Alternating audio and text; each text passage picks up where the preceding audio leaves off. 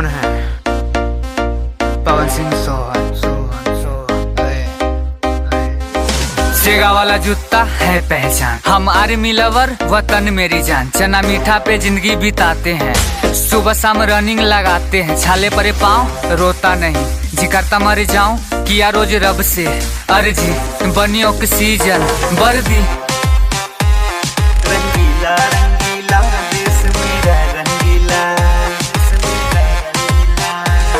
वर्दी, रंगीला रंगीला देश मेरा रंगीला,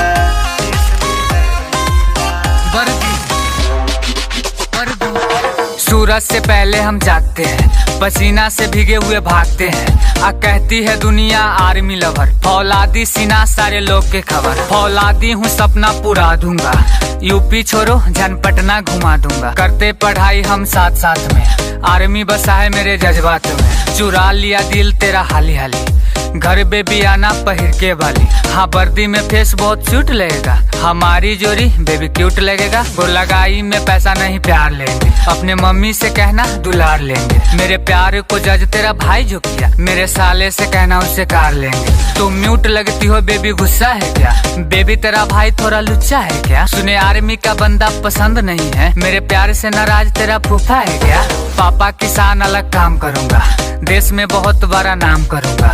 शायद तिरंगा कफन पाएंगे, गर्व करना सोना जब घर आएंगे। हम और तुम दोनों मौज में रहेंगे, बहाली के बाद हम फौज में रहेंगे। देशवा के माटी से प्यार जो हुआ, आर्मी बने रब से कर दो दुआ। सेगा वाला जूता है पहचान, हम आर्मी लवर वतन मेरी जान। चना मीठा पे जिंदगी बिताते हैं, सुबह शाम रनिंग लगाते हैं। छाले परे पाँव रोता नहीं, जी करता मर जाऊं किया रोज रब से अर्जी। बनी ऑक्सीजन वर्दी, वर्दी, वर्दी, वर्दी,